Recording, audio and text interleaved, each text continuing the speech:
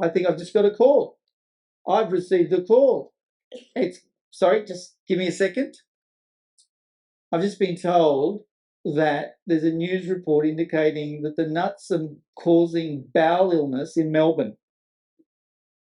Now, you've had your product distributed there so far for several months, but people are actually reporting illness and it's got onto the news. You better get onto your lawyer, you better get onto your insurer, you better get it on actually first to Vanessa. Which I do. Please leave a message, Vanessa. People getting sick with it. I don't know where it's coming from. I've imported some of it. I'm selling some in Australia as well, and now they're getting sick here. Now they're getting sick here. Does it mean that those that I'm selling overseas are getting sick as well? Which batch is it? What is it? Is it the rice? Is it the packaging? Is it maybe it happened in the transport? Is it the way they've done it? Is it my nuts? And everybody warned me about the nuts. What do I do? Sorry. Karina, it goes back to your paper trail, and I think we need to just breathe. Okay, maybe book a plane trip one way, but you need to go right back to the beginning of the process, and we need to look at the paperwork. And we spoke earlier about all your certificates of origin, all of that sort of stuff. Every time any cargo is shipped or transported, especially in reeferized containers, because it's temperature critical, every port, every stop that they make, it is documented. So we need to establish whether those temperatures were kept consistent from A to B to C, etc., and work out if there was any issues. You also need to speak to your manufacturing team again. They too, it would have been built into your contract, I would assume, that there are those terms and conditions on your contract and the manufacturing of your goods as well. Did they store them in a correct manner or not? So it's easy to do. We've got the documentation to do it. Speak to your freight forwarder as well.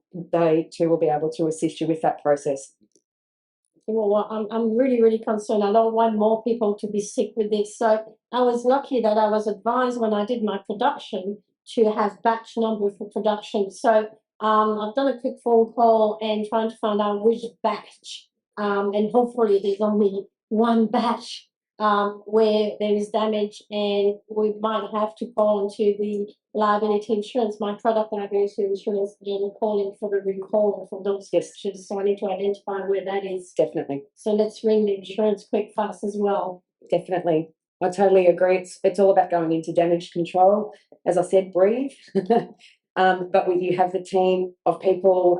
We can get the interpreter online. We can give the manufacturing place in Thailand a call as well. And it can all happen at the same time, but definitely insurance is the way to go. It covers off, and we spoke about this earlier as well, it covers off on incidences like this. This may be out of your hands. I'm assuming it will be. I've got the utmost confidence in the process that we put in place for the transportation of these food products. But let's have a look, but definitely give them a call. I need to talk to my lawyer. I wonder what sort of clause. I mean, he's warned me about all the things that could happen, but did I actually have a clause in there for issues in my production? I'm just getting a call. They found the guy. The guy was the Victorian supplier of your hazelnuts. Now, your contract with that guy, verbal, written? It's a written contract. Can you give me a copy? Oh, I happen to have a copy actually with me. All right. It refers to a certificate you needed to get. At what stage was the certificate of? The certificate has to be issued before shipping. Okay, but the call that I got told me that from the farmer's gate it was already fouled. So was there somebody who checked it after it left the farmer's gate and before it got to the warehouse in Melbourne? Yeah, it needed to be checked to get. Who checks that? ENQUIRIES, Australian Grain Team, to get my phytosanitary. Have you kept your records from ENQUIRIES? Yes. Okay, because you need to get onto ENQUIRIES, because if they in fact have located the cause of the fouling of the hazelnuts to have occurred before it got onto the ship, I mean, the argument is that it took, 3 hours from the farm to Melbourne for the nuts to go bad? That doesn't make sense. So it's the actual Victorian farmer. Now, do you have that batch numbered? No. Okay.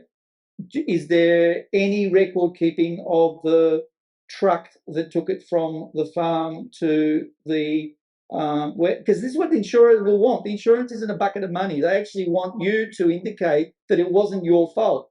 Now, you've got an agreement, so, you know, like, do you have any records for this?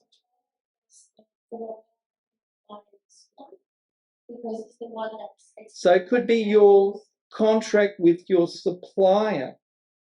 Sorry, when you said supplier, who are you referring to? The one that's the sport rule follows, or the actual sport. Okay, so you've got a contract between yourself, Corinne's Kitchen, and the people that are arranging the export. They've got their contracts with the truck drivers. Right. I'll just go with the truck driver for a moment, because he or she could have done the switch. Then those truckies have probably not got a contract with the actual supplier. So you don't have a direct contract with the Victorian nut supplier. You've got it through the people who've organised it. Okay, well, we need to get our hands on the contract between yourself and the people who are arranging the sourcing of the nuts. Have you got that contract with you? You'll have to get that contract. You'll have to have it. Yeah. Okay, well, if you're not involved in things, still keep the documents. So even if other people are doing things, you need an absolute paper trail if we're going to deal with this problem, and ultimately maybe have the insurer deal with the problem. So get onto that, because otherwise it'll be more of an issue.